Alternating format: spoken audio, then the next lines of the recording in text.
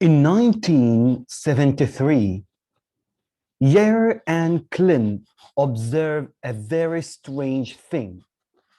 They recorded a very high amount of runoff generated from even a small amount of rainfall in one of the rocky ski slopes in arid areas of the Middle East. The abnormal thing that one could expect that all rainfall should infiltrate into the colluvium because of the large bores. But why the opposite happened? Why the water was running over the surface despite the small amount of rainfall, although it's a slopy area? And why such an observation should be really studied seriously? I would not tell you about what they have found, and you have to figure it out before the end of this lecture. And by the end, I will let you know the real story behind this observation. In today's lecture, we are going to talk about the key processes regulating soil and landscape function. They are actually things that happen at a larger scale, and this is what we have seen when we talked about desertification. We have seen that erosion, for example, and many causes and human activities and the climate change and other factors can lead to land degradation and therefore desertification. However, these things happen at a large scale. There are things that happen at a very small scale, at the microscopic scale, which we should really never underestimate them.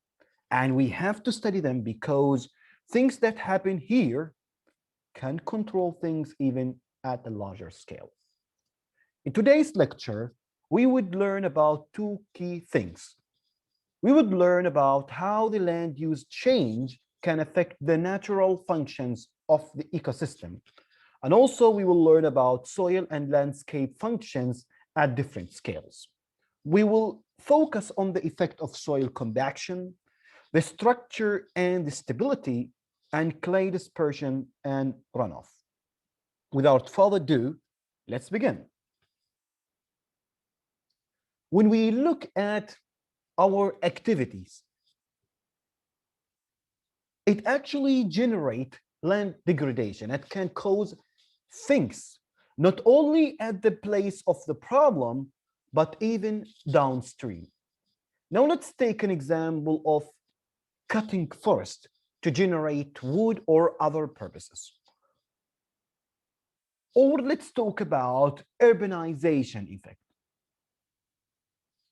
If we concentrate on urbanization, converting the land into cities, cutting the forest to make cities and to expand in the cities, we actually paving the surfaces. And as we pave the surface, any rainfall that is generated can generate flood. The impact would be huge on the sustainability pillars, on the people, at the environment, and also at the economy at that particular city. But the impact also would expand somewhere else. We generated the problem in this city, which might locate at the upstream. But remember, the flood that we generate, a huge amount of water that run over the surface, run over the roots and others, can actually move and create other problems even at the downstream areas. And with that things, it can erode soil, remove the nutrient, maybe pollute the water at the downstream, bring a lot of hazards to the downstream, and can lead to land different things of land degradation. Now, we as human actually tend to move things, tend to change things. And because we are here, we're actually interacting with the nature. Our activities, whether it's a simple or complicated, can have an impact on the whole ecosystem. And let me give you an example from what you can see here. Well, basically here we have different land use changes.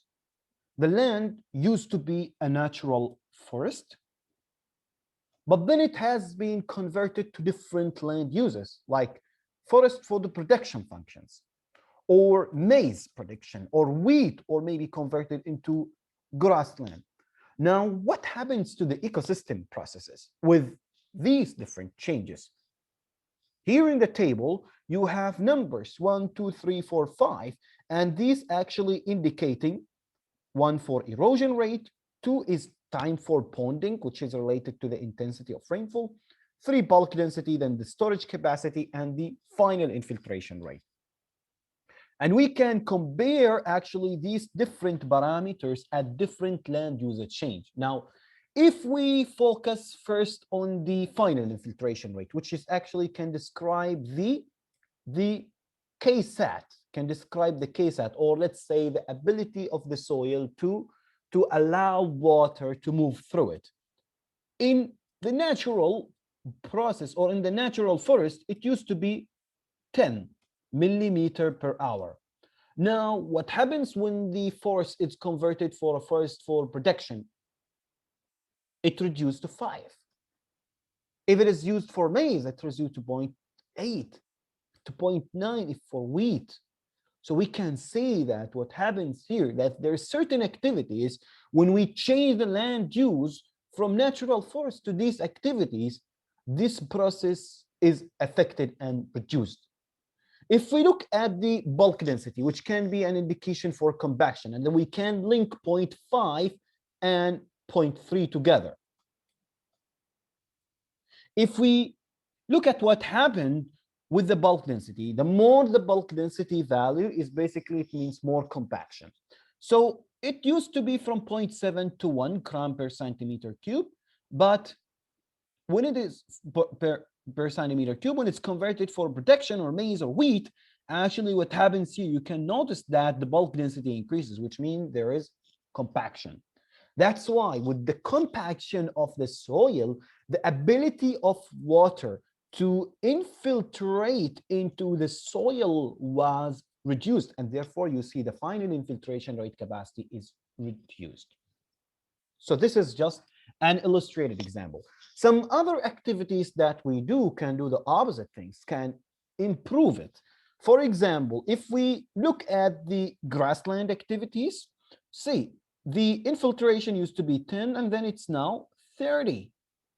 And if you look at the bulk density, you will find that the bulk density also even reduced. Why? Because the grassland and the roots for the grassland actually makes more spaces in the soil and makes and increase the infiltration, or the ability of the soil to take up water on it. Basically, when humans interact at a landscape with his activities, can actually create a degradation of the land, especially if we're not very careful.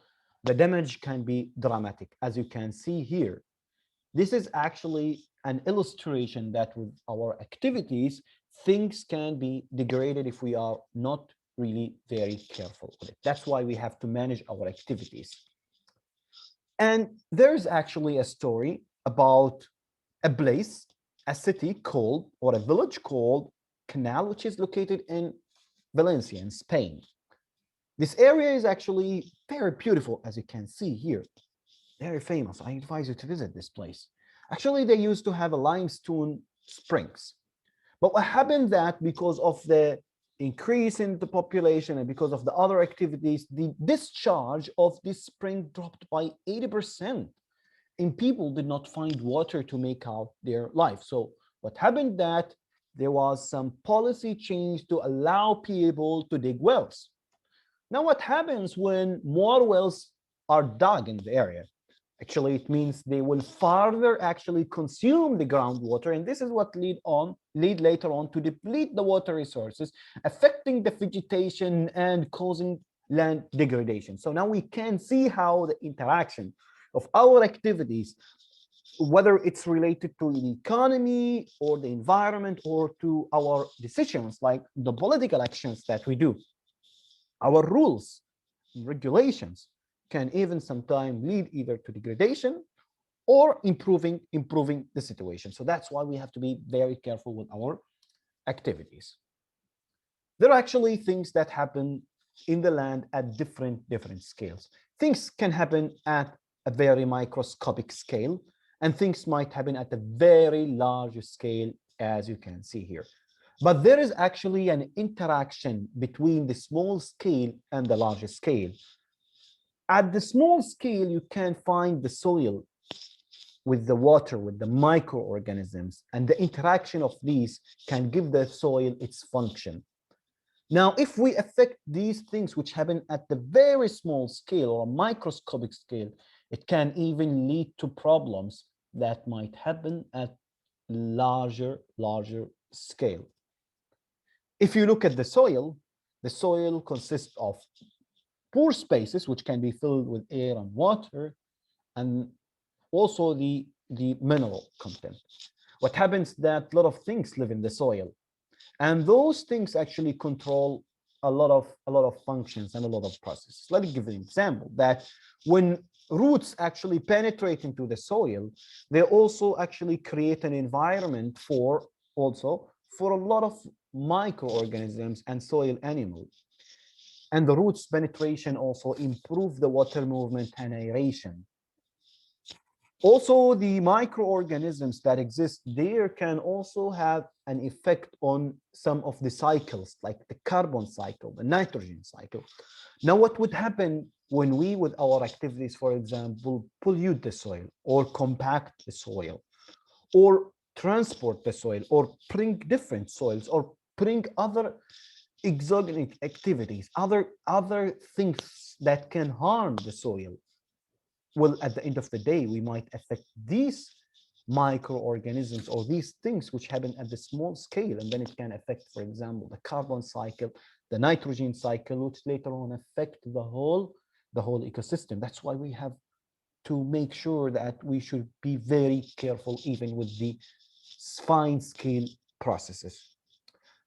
If you look at our activities, for example, you can look at this picture and you can see here you have vegetation. And here you don't have vegetation. But you notice that no water is here bonding, while the water is bonding at these sides. Now, why water bonds here and what happened exactly? If you look at it through the microscope, you can find the arrangement of the particles. What happens here at this area, you have lower bulk density, which means you have more pore spaces and the water can move easily. And that's actually the effect of roots.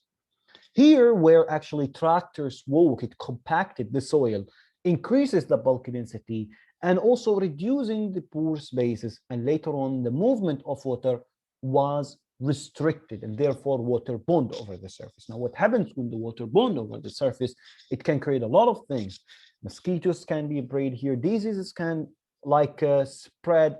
Salts also can like the accumulation of salt can increase, and many other things which also can lead to actually land degradation. So you can see, for example, here, no vegetation. The soil is exposed to any weathering process. Erosion can happen, taking the nutrient, eroding massive amount of soil, and a lot of other problems.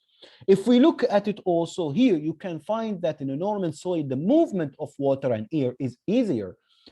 When you compact the soil, the movement of air and water would be restricted. Same things would happen even to the roots and the microorganisms. You will create a layer that would actually reduce the movement of water and the air, and therefore you would affect many other things. When we actually till the soil, we are thinking that we are actually improving the soil, making it easier for the root to penetrate, and therefore increasing the production and so on. But our activity might have a different impact, and what we create at the surface might also create other problems at the subsurface, the things that we don't see, and this is also very important. I'll give you an example, a simple example. Imagine you have actually a tractor that you use it to plow the soil. The tire, the size of the tire, whether it's thick or thin, can have a different impact because the tractor has a weight and as it move actually over the surface, it's actually compress, it actually compact the soil. So if the tire is thick, then the effect would be shallower but wider. Compared to a thin tire, the effect would be deeper and thinner. Now, what happens exactly here, that if you look at the graph here, the soil before tilling has a higher bulk density, like this here. But after blowing, the bulk density was improved. I mean, reduced, and this is good for the roots. It's easier for the roots and for the soil animals and so on, and for the water movement and aeration. But there is something else you can observe here, that you can see this layer. This layer have a very high bulk density. If you look at the number, you find it's very high. Why this happened? It's because actually of the compaction. The compaction. It actually, one area, it forms something called plowpan, which is a layer that actually impede the movement of water. It's a hard layer because of the compaction effect. And you can see here at the root, here you have very nice, but at the blow band, the roots is not growing very well. Now, why this is very important? Imagine now you have a soil, and somewhere here you have a layer that is actually impeding the movement of water. When water comes, it actually cannot go deeper, and then it start accumulating here. When it's accumulate here, especially if with this soil at a slopey area, then the water would start running over the surface and taking the sediment with it and eroding the vegetation and eroding everything. And that means the area would actually, a lot of soil would be lost, nutrient and other things, and you would create erosion, and you know what erosion can does for desertification. The soil structure is also very important. We have different actually soil structures in the soil. In a simple way, the structure is how the particles, the soil particles, stenciled clay, are arranged and glued to form aggregate or ped, Now, actually, the stability of the structure, any one of these structures, control how sensitive the land is to erosion. Naturally, each type of the soil structure control the movement of air, water, and heat differently. If you look at single grain and granular, you find that the movement of water is actually faster as compared to platy texture or platy structure or massive, because this comes like in layers and the movement of water is embedded and it takes time, longer time. Now imagine if you have this type of soil and then you compact it, so you even further embedding and reducing the movement of air, water, and the heat and the gas exchanges. And this would affect the water movement, it would affect the aeration, the soil animal, and many other things at small scale, which can affect at larger scale. Now, if we look at the factors that control the soil structure, we can see that there are several factors, like the organic matter, the soil organisms, the clay, freezing and thawing, and tillage. Each one of them might like improve or affect the soil structure. For example, when you have a lot of organic matter, you're actually increasing the stabilization of the soil. The organic matter is a food for organisms and the soil animal. Soil organisms, having them is good because the bacteria and their excretion and the mycelia, fungi, and others can actually improve the stability of the soil structure. Plus mean improve. The soil animals also can create holes, pathways in the soil, which motor movement and aeration can be faster. If you have clay, clay is negative charge, have a high surface area, and it can bind the particles. So it's a positive improvement. Freezing and thawing, with their movement, actually freezing and thawing, it creates actually cracks in the soil, and these can create pathways for water and aeration. Tillage, our human activities, what does it do? We actually creating path for soil and water movement, but in fact, we are also disturbing and destroying the soil structure and killing the soil animals. or causing compaction. And if you have a clay soil, then it will be even more susceptible for compaction because of its texture. I'll tell you a story about the structure, the geology, human activities, and things that happen from small scale and how it affects larger scale processes. There is a famous country known as Luxembourg. Luxembourg is actually bordering Belgium, France, and Germany. It's one of the beautiful countries. In this country, the scientists have observed something weird. They have observed that one of the geological formation, they have observed a lot of runoff and land degradation. Now, when they investigated this situation, what they have found, one of the formation was actually made of clay. It's actually clay, and the other formation is sandstone. Now, link what is the texture, the structure, the things in these different landscape. They observed that the clay one was eroded a lot, degrading. And why is that? When they investigated, they found that in the clay formation, there were a lot of earthworms. Could you imagine? A lot of earthworm, because this soil is actually very fertile and very nice environment for the earthworm. And the earthworm actually eat the litter produced by oak and the other animals in April. Now, or before April, what happens when they eat these litters, actually the pathways increase. And what happens that as a consequently, the soil or this formation was actually prone to rain splash erosion and runoff, which actually erode the soil, erode the material, erode take the nutrient out and create problems other areas and even in the same place. The other formation, there was no problem. Why? Because the earthworm activities was less there. Why? Because in that particular formation, the sandstone, it's not good environment for the earthworms, and therefore the impact was less. Now, when you look at the earthworm, you don't underestimate them because they improve the soil, and if things were more than its need, it can affect the things at larger scale process, as we've seen in this example. Clay is also another very important element in the soil. Clay has huge surface area. It's a very small things with huge surface area.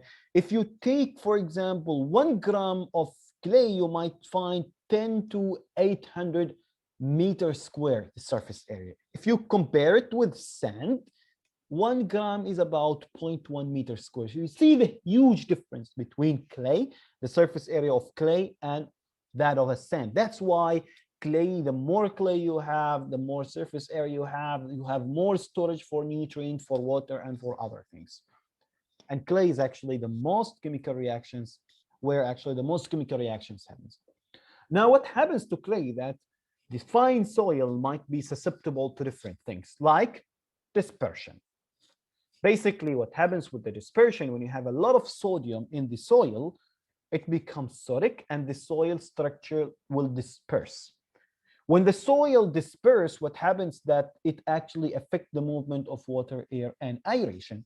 And the movement in a healthy soil is like this. When this clay is dispersed because of high sodium content, the movement of water become like this. And then most of the water actually run over the surface, eroding and causing issues like this. Now you see, dispersion of clay, little thing, is creating huge problems like erosion, which the effect will not be only in the place of the problem, but even downstream. Now, have you figured out what is actually the story behind this? Why the small runoff generate like a small rainfall generate runoff in such formation, in such where you expect that most of water is going down? The answer to that is as follows. When they investigated the situation, they found that In the soil, this is the upper part, and this is the down part. The upper part and the down part is all rocks, dunes with large pore spaces where you should expect that water movement should be faster. But they found that at some depth, they found a layer of clay material deposited here. And you know the clay is actually going to reduce the movement of water. Now, from where this clay came, it actually was transported by winds, even from some Asian countries and African countries. Imagine, over continent and deposited in this area. And then these fine particles get their way between the particles, and then it forms a clay layer here. Now, what happens that even under a small rainfall, when water comes, it actually reaches this layer, and then the movement of water cannot go down. So the water accumulate, and then it start running over the surface. Now you see how the things that happen at small scale can affect large scale processes. This is actually was all about today's lecture.